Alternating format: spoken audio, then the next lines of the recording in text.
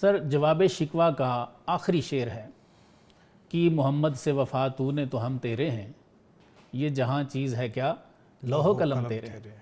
وہ علامہ فرماتے ہیں کہ اگر آپ نے محمد صلی اللہ علیہ وآلہ وسلم سے وفا کی تو پھر یہ جہان تو تیرے تصرف میں آنا کوئی بات ہی نہیں ہے، بالکل تو مالک لوح و قلم ہو جائے گا۔ بے شک سر یہ بہت بڑی بات ہے، بہت بڑی بات۔ تو یہ ارشاد فرمائیں کہ کیا انسان اگر سرکار سے وفا کرتا ہے تو وہ مالک لوح و قلم ہو جاتا ہے؟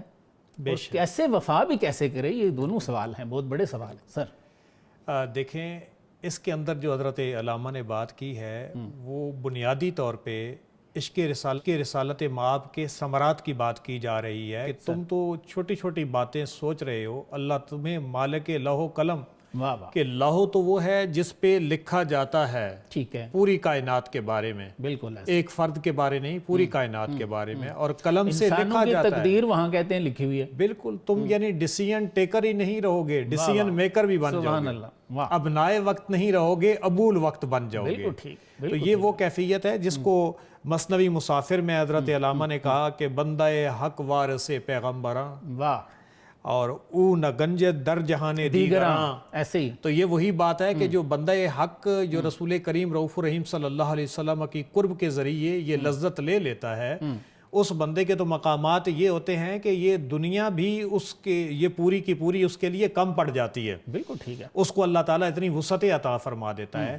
تو یہ وہ ثمرات ہیں عشق رسالت مآب صلی اللہ علیہ وآلہ وسلم کے جو اللہ تعالیٰ عطا کر دیتا ہے۔ اس پہ میں ایک حدیث قدسی لوں گا۔ سر آقا کریم صلی اللہ علیہ وآلہ وسلم نے فرمایا کہ اللہ نے فرمایا کہ لا یزال عبدی یتقرب الی حدیث بالنوافل، قرب نوافل، قرب نوافل، جی جی، کہ جب میرا بندہ یعنی فرض تو پڑھنے ہیں وہ اللہ کی طرف سے پریسکرائبڈ ہے اور اس کو تو ہم نے حدیث کرنے ہی بخاری میں ہے اور وہاں سے شروع ہوتی ہے من عاد علی ولی فقد اعظمت له بالحرب۔ تو یہ وہی ولی ہے، وہی قرب والا ہے جس نے رسول کریم کی اس محبت کو لیا ہے جس کے بارے کہا گیا ہے۔ سر ہمارے ناظرین کے لیے اگر اس کو شروع سے ٹرانسلیٹ تھوڑا کر دینا تاکہ ان کو ذرا بیک گراؤنڈ پوری سمجھ آ جائے۔ سر رسول رسالت مآب صلی اللہ علیہ وآلہ وسلم نے اس بندے کی اہمیت کے بارے بتایا ہے جو مومنین ہیں، جس کو قرآن نے متقین ہدی للمتقین میں بھی لیا، قد افلح المؤمنون کے اندر 7 صفات مومنین میں بھی لیا، عباد الرحمن میں بھی لیا۔ بالکل صحیح، تو یہ جب قرب پا جاتے ہیں تو پھر ان کی دشمنی اللہ کی دشمنی ہوتی ہے،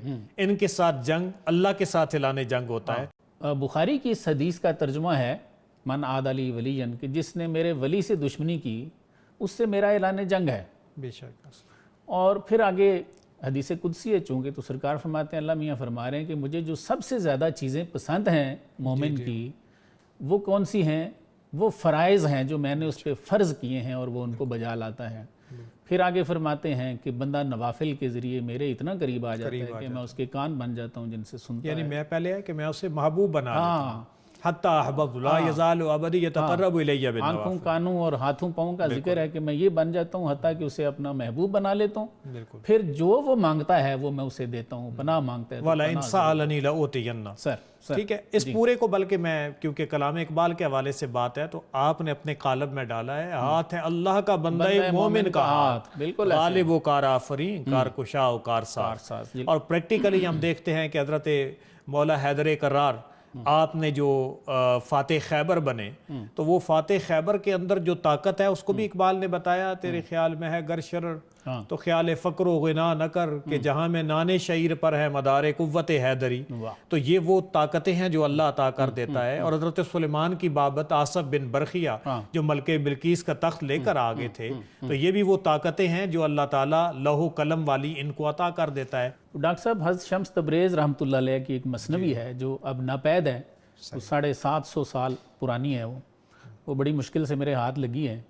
تو اس میں حضرت نے انسان کی جو روح ہے اس کو یہ کیسے بارگاہ نبوی تک پہنچتی ہے تو اس کی 4 سٹیجز حضرت نے لکھی ہیں۔ سوال تھا ہمارا کہ کیا انسان جو ہے اس کو یہ تصرف مل جاتا ہے؟ تو آپ فرماتے ہیں کہ پہلی اس کی سٹیج جس پہ ہر بندے کی روح ہے، ہر مسلمان کی روح ہے، وہ ہے ناسوتی عالم۔